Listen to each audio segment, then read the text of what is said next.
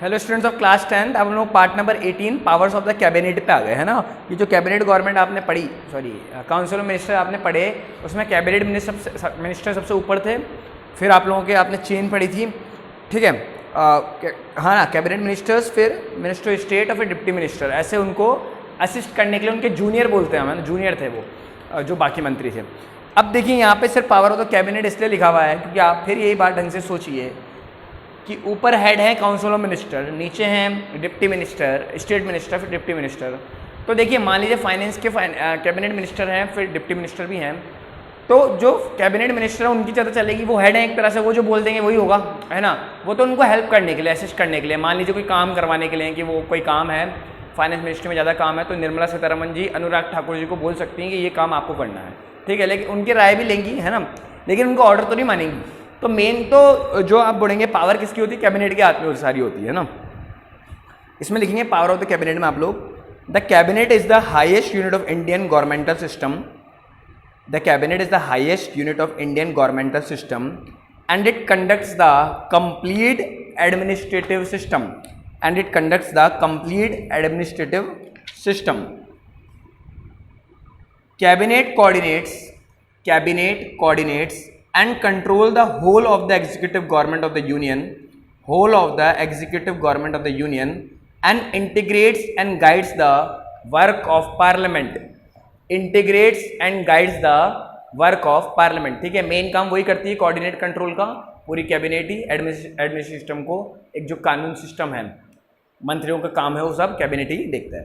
फिर इसमें थोड़ा डीपली इसको पढ़ेंगे। पावर ऑफ द कैबिनेट डालिए आप लोग हेडिंग, और पहला पॉइंट है फॉर्मुलेशन और assessment of national policy.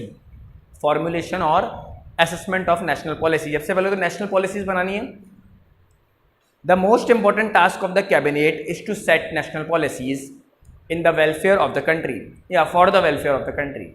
The most important task of the cabinet is to set national policy for the welfare of the country, WELFARE, welfare of the country. इसमें इतना काफ़ी है। सेकेंड लिखिए control over law formation, control over law formation. Cabinet also leads the work of law formation, cabinet also leads the work of law formation. After the policy is formulated by the cabinet, it also fixes the programme of law formation and cabinet minister proposes important bills in the parliament, and cabinet minister proposes important bills in the parliament। अब क्या होता है, कोई law बनाना है, कोई कानून बनाना है, तो बिल कौन लाएगा? बिल आते हैं पहले, यार मैं आपको बताया था, बिल आते हैं लोकसभा राज्यसभा में पास होते हैं, प्रेसिडेंट उन पर साइन करता है, फिर वो कानून बनते हैं। तो इंपॉर्टेंट बिल्स भी कौन लाएगा? Cabinet minister. इंपॉर्टेंट, जो ज़्यादा इंपॉर्टेंट नहीं है उनको वो ठीक है स्टेट वालों को बोल देते हैं, अपने जूनियर्स को बोल देते हैं कि आप पेश कर देना इसको लोकसभा राज्यसभा।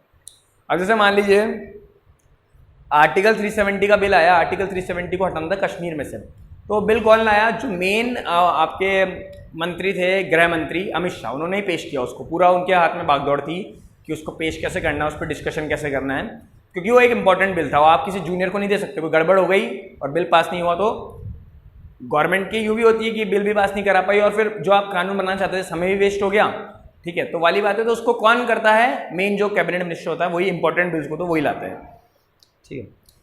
फिर लिखना है supreme control over the executive. अगला पॉइंट है supreme control over the executive.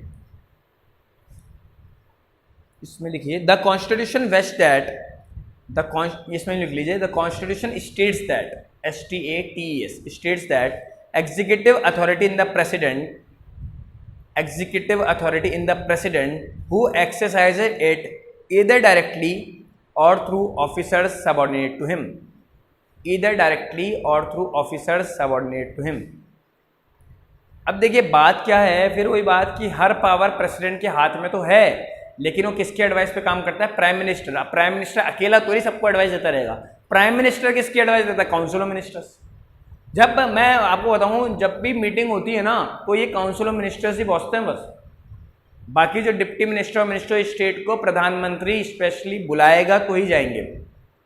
तो लगभग हर 2-4 दिन में मीटिंग होती रहती है कैबिनेट मिनिस्टर से प्राइम मिनिस्टर की, तो है ना। तो उसमें आप लोग कोरोना के समय भी देखते होंगे, वो वीडियो कॉन्फ्रेंसिंग के थ्रू मीटिंग ले रहे हैं, या हॉल में ले भी रहे हैं, तो वो 8-9 मंत्री हैं जो मेन उनके, अमित शाह खास मित्र, और रेलवे मिनिस्टर वगैरह, जो मैंने बताया था शुरू के 9 है ना, 8-9 मंत्री उसमें, हेल्थ मिनिस्टर भी उसमें है अभी तो, ठीक है, फाइनेंस मिनिस्टर हैं, तो ये लोग जाएंगे। अब मेन बात ये, जो भी डिसीजन लिया जाएगा उनके एडवाइस से लिया जाएगा, प्रेसिडेंट उसी को तो एक्सरसाइज करेगा। एक्सरसाइज मतलब कि कोई भी, मैंने बताया, डिसीजन अगर प्रेसिडेंट ले रहा है तो अपनी मर्जी से ले नहीं रहा, वो उनकी एडवाइस पे ले रहा है। अब प्राइम मिनिस्टर अकेला तो क्या एडवाइस देगा, वो खुद पहले एडवाइस काउंसिल मिनिस्टर से लेता है, तो पास ऑन तो कहाँ से हो रही है, काउंसिल मिनिस्टर से प्रेसिडेंट तक। फिर लिखेंगे आप लोग financial functions. Financial functions, the responsibility of determining the economic policy of the country is also the responsibility of council of ministers. Is also the responsibility of council of ministers. The finance minister prepares the budget on the basis of policies set by the cabinet and he present it in the Lok Sabha. Presented in the Lok Sabha. अब देखिए budget बनता है, budget finance minister बनाता है, जो खुद एक cabinet minister होता है, वो भी किसके एडवाइस से बनाता है, पॉलिसी सबकी सुनता है कैबिनेट मिनिस्टर्स की। जैसे कोई कैबिनेट मिनिस्टर बोलता है रेलवे मिनिस्टर कि मेरे को यहाँ से रेल चाहिए, चले रेलवे का बजट तो फिर अब तो क्या मर्ज कर दिया गया है, तो रेलवे मिनिस्टर कहता है कि मुझे यहाँ से रेल चाहिए, मेरे को रेलवे को इतना पैसा इस साल चाहिए, तो उनकी एडवाइस पे ही काम कर रहा है ना, और उसको बजट में लिखता जाएगा और वही बात जाके बजट को वो लोकसभा में पेश कर देगा। तो ये फाइनेंशियल पावर है कैबिनेट की, ठीक है। फिर लिखेंगे आप लोग last, appointments of office bearers. Appointment of office bearers in the constitution, power of appointing the office bearers has been given to the president, has been given to the president. In practice, these officers are appointed by the cabinet only. In practice, these officers are appointed by the cabinet only. अब देखिए power किसको है, जो आपने main officer देखे थे supreme court के, चलिए सुप्रीम कोर्ट जस्ट बता रही है आप, कोई भी जैसे संस्था वगैरह उसके हेड को चुनना है, यूपीएससी है, आरपीएससी, जो ये आरबीआई हैं, ठीक है, ये जो संस्थाएं सीबीआई वगैरह, इनके हेड को चुनना है तो प्रेसिडेंट इनको लेटर देता है, आपके नियुक्ति पत्र देता है, उनके साइन से होता है कि हाँ हमने इनको आरबीआई गवर्नर चुन लिया। लेकिन ये किसके उससे हो रहा है, एडवाइस तो कौन कर रहा है, प्रेसिडेंट और council of, sorry prime minister और काउंसिल, उसकी काउंसिल ऑफ मिनिस्टर्स, वो एडवाइस करते हैं प्रेसिडेंट को ऐसा करने के लिए। और मैं पहले बार बार इस बात को दोहरा रहा हूँ, ऐसी एडवाइस जिसको प्रेसिडेंट को मानना ही पड़ता है ना, तो एक तरह से ऑर्डर ही हो, है ना, वो उसको एडवाइस करते हैं कि इनको आप चुनिए, और वो अगले दिन ऑर्डर निकाल देते हैं कि ठीक है मेरे ऑफिस से, मेरे द्वारा इनको इनके पोस्ट पे बिठाया गया है। आरबीआई गवर्नर हो, यूपीएससी वगैरह के जो चेयरमैन होते हैं, सीबीआई वगैरह के, सीआईडी, इनके जो चेयरमैन होते हैं, इनको हेड करते हैं। ऐसे बहुत सारी संस्थाएं भारत में।